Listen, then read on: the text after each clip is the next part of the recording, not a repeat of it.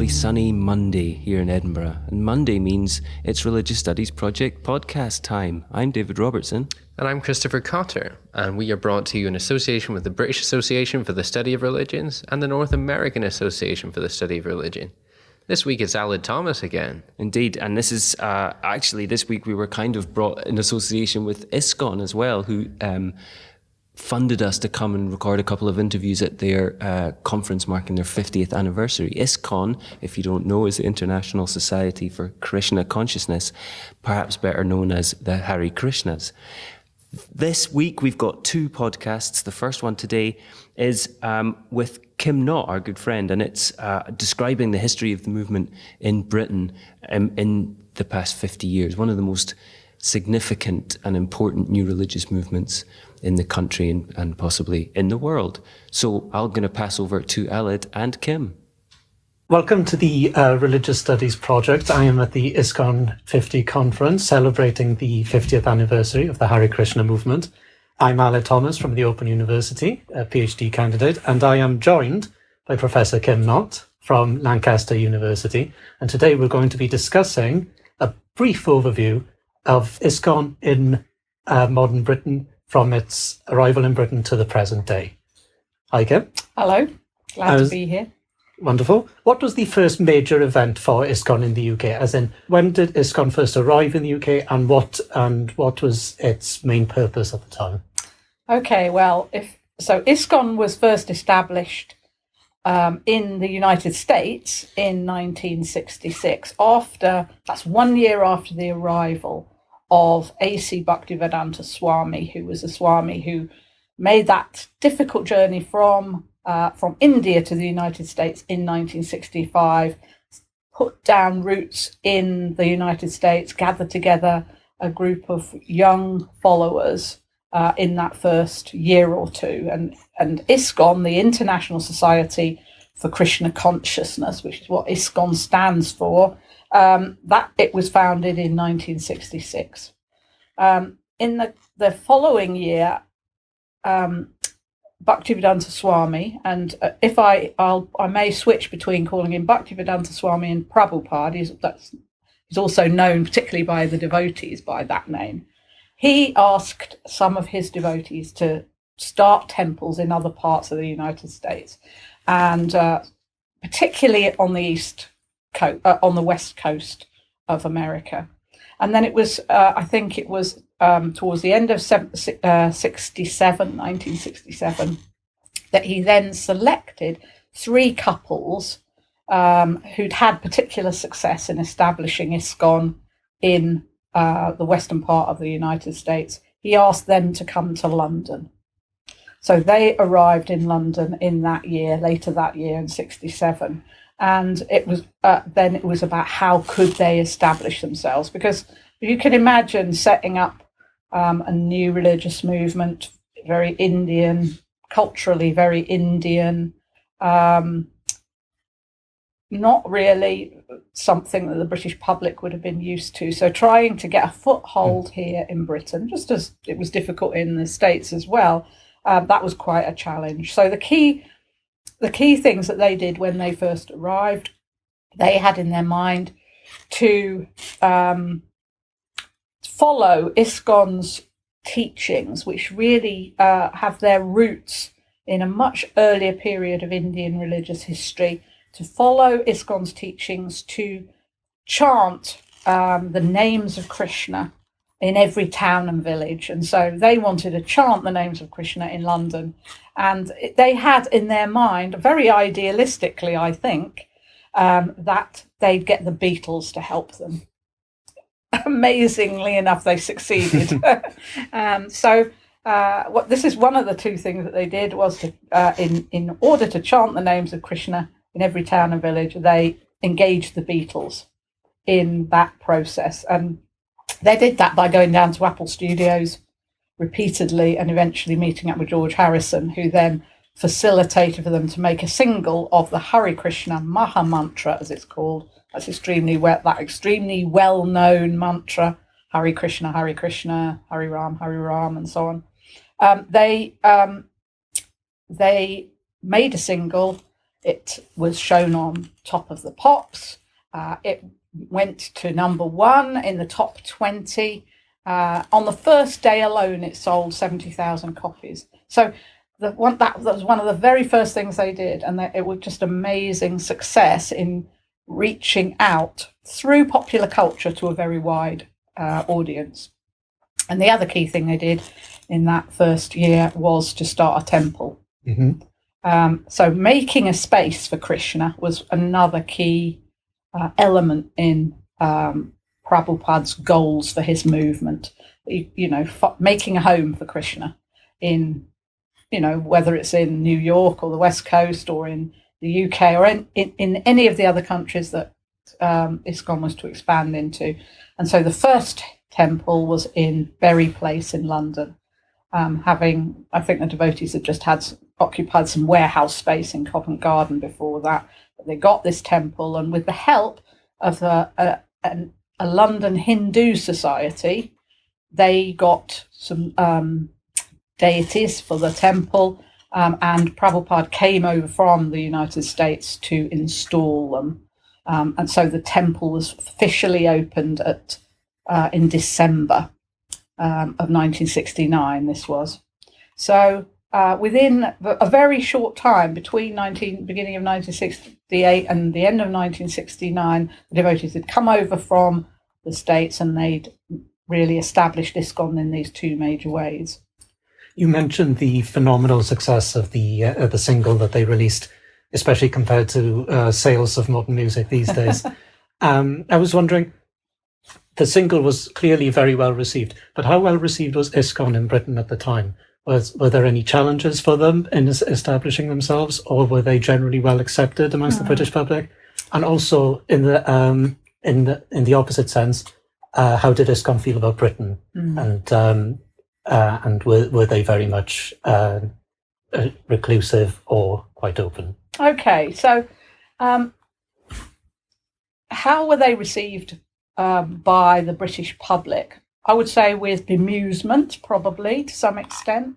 Don't forget, this was a time where there were a lot of young people interested in India, the grand tour of India. They were interested in Indian culture. There were a lot of new religious movements arising in this period, or new movements of one kind or another, new spiritual movements. There was an interest in meditation. The Beatles had already shown that they had this interest. So amongst a certain strata of society, there was a lot of interest. But of course, in the wider social context, there was more bemusement than anything else. I don't think there was significant negativity at the beginning. It's really in the second decade of ISKCON's time in the UK. So that's really from about 1976.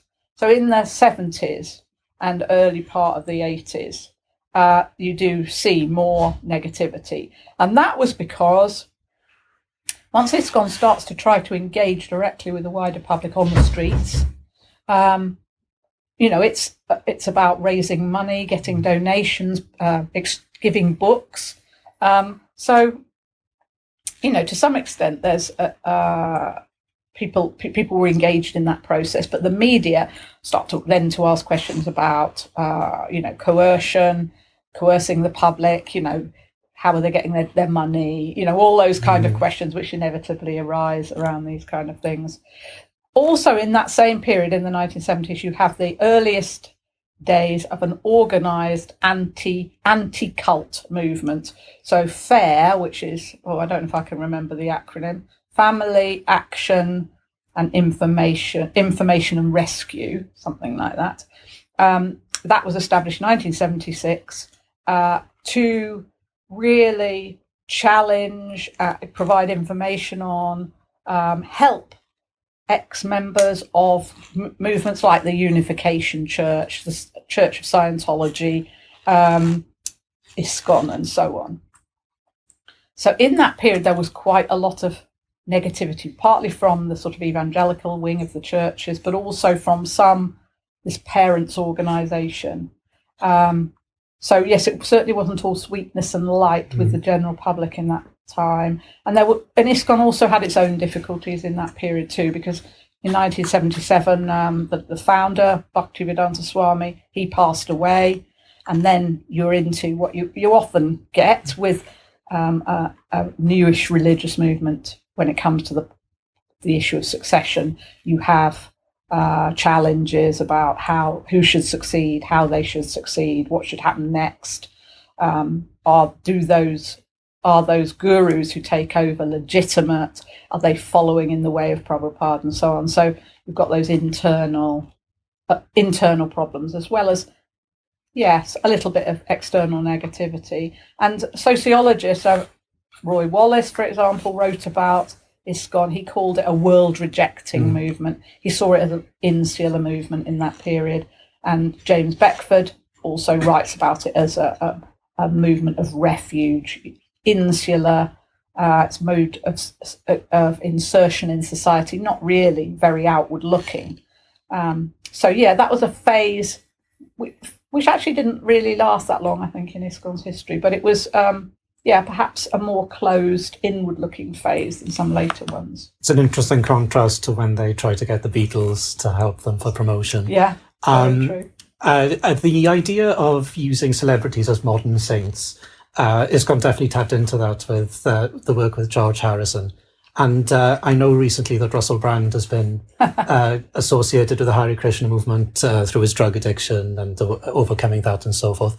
Have ISKCON really targeted more celebrity promotion in recent years, or is that something that's really been left in the past now? And do they work as a singular unit? And as you were saying, world rejecting, in the sense that they don't look outwards towards celebrities for promotion. Is that something that's gone now? And if there were figures like Russell Brand, for example, would they have to come to would they have to come to ISKCON themselves rather than ISKCON go to them?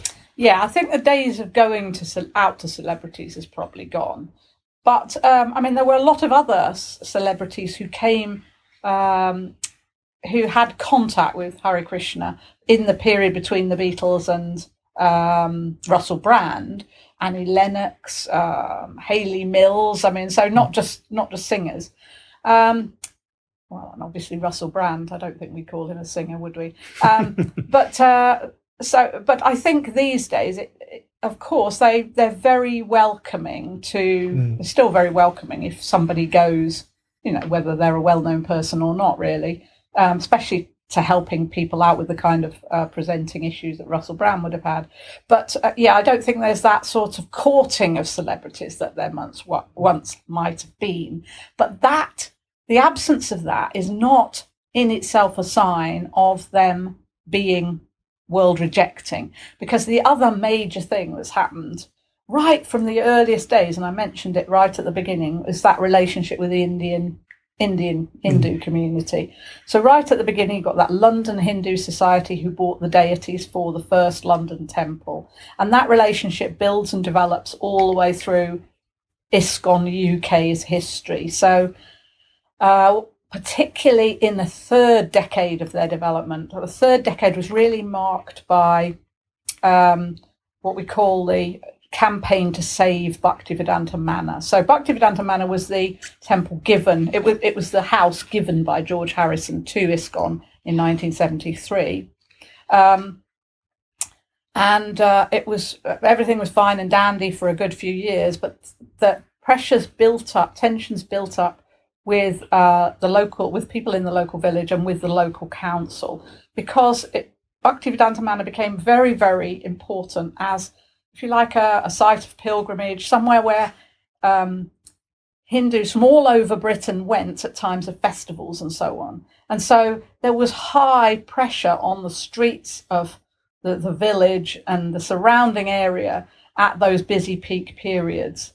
There was a lot of anxiety in the village, and eventually what happened is they're served with an order to close the public worship aspect, that they can keep the theological side going, the theological college aspect of Bhaktivedanta Manor, but this would have been in the mid-80s, charged to close public worship, and they were given a final date by which all public worship was to end in, I think it was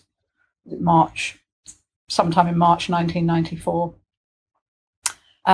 And in this period of intensive activity, there are two major public inquiries, run by the Secretary of State for the Environment, with QCs and so on, two appeals. It goes everywhere, it goes to Europe in an attempt to save Bhaktivedanta Manor as both a place of worship and a theological college.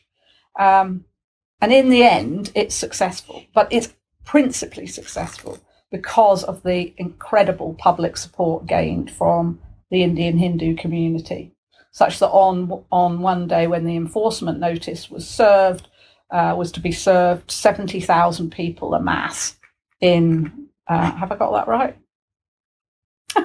It's terrible, isn't it? My memory for statistics is not what it was. Anyway, a very, very large number of people, tens of thousands of people amass in central London and protest. And over a long period of time, you have protests and petitions and so on, lobbying of Parliament and so on, particularly by younger Hindus in Britain. So the Indian Hindu community, right from the early days, was important. It's very important in the campaign to save the manor. And even today, it's still very, very significant. So no longer world rejecting, very much part of a broader Hindu scene. I'll end on a reasonably sociological question. Okay. I was wondering about statistics simply in terms of numbers for ISKCON. In Britain, are numbers of practitioners rising or are they decreasing? And also in recent years, there's been the discussion of ISKCON's education. What does that mean for ISKCON in Britain? What do you foresee in the next few years for ISKCON? Okay, I haven't a clue how many people are participating in ISKCON, and I think it would be very, very difficult to say, because so you could have the base figure. I don't know what it is. How many members of ISKCON are there? But what is that really going to tell you? Because much more interesting is the outreach of ISKCON into a whole range of areas. I mean, if you think about its food program, its interfaith program, the Oxford Centre for Hindu Studies, which is now affiliated college of Oxford University. So it's sort of reaching out into all sorts of areas of society, particularly the area of education. So having set up ISKCON Education Services in the 1990s, there's now a very, very significant process of outreach. That means bringing in as well as going out. So it means going out to schools and colleges. It means bringing people into Bhaktivedanta Manor. But of course, in recent years, it's also meant, with the establishment of the Krishna Avanti Schools Trust and a foundation called I Foundation, ISKCON, along with other, a much wider group within the Hindu community, have set up a trust to establish voluntary aided schools, academies, and free schools. So the Hindu schools in Britain are in part inflected with the teachings of ISKCON, and ISKCON members have done an awful lot to create those schools. So if we think just about the base numbers, I don't think it gets us very far. I think much more important to think about these broader influences within society and the big question about whether British Hinduism and British Hindus have been ISKCONized in the process. Raises very interesting questions about the divisions between Hinduism and ISKCON. Yeah, it does. Kim, fantastic. Thanks very much for joining us. Thanks very much. And see you again. Thank you. Another excellent interview from Alid there, and it's great. Hare Krishna is a movement we haven't featured really at all. It might have come up very briefly in some of our podcasts on new religious movements, but great to focus in on a particular case study like that. So thanks, Alid, and thanks, Kim. So we mentioned that it's the first of two podcasts this week. Normally we might have a written response to the podcast, but because Alid was attending the conference celebrating ISKCON at 50, there was a roundtable discussion that, because the organizers knew the religious studies project was going to be there, it was kind of worked into the conference program and recorded, so that is on the theme of what happens when a new religious movement ain't so new anymore. Indeed, so an interesting question. At which point does a new religious movement cease to be a new religious movement and merely a religion? Ooh. So we'll leave that till... well, that'll be out on Thursday. Yeah. And thanks to ISKCON again and to Suzanne Newcomb as well for chairing that roundtable and very skillfully making it work for a recording and for the live audience at the same time. Exactly. It's always a difficult one. Very much looking forward to that. So when I was sitting in the cafe next door to the university here waiting for David to leave his allotment, the Religious Studies Project got a tweet. So I just want to shout out to Richard Newton. He's assistant professor of religious studies at Elizabethtown College in Philadelphia.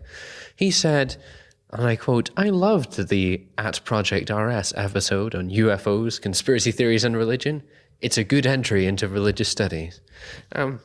I quite enjoyed that one too. Well, I found it nerve-wracking, but I'm glad that people seem to have enjoyed it. It was, it was fun doing it. Yeah, so thanks to Richard for letting us know. Yeah, thanks, Richard. We get various interactions like that, some commentary on the podcast on our Twitter feed, which is at Project RS. You'll also find a bit of buzz on Facebook, and our YouTube channel is really starting to kick off, particularly after the video episode on BDSM as religious practice. And we're going to be having more video episodes coming up next year, hopefully quite a few of them. We intend to be filming quite a lot at the EASR. And I've just been having a conversation with a technologist about how to edit them better next time. So look forward to that. Yeah. As ever, don't forget our Amazon links, .co.uk, .com and .ca. It doesn't cost you anything extra on top of your purchase to support us, but it's a significant little added revenue stream for us to keep these exciting podcasts coming to you. Indeed. Next week will be an interview by our good friend Martin Lepage, our archives editor over there in Canada, and it is with Brock Baylor on embodied religious practices and cognitive neuroscience. We'll talk a little bit more about that next week, but for now, thanks for listening.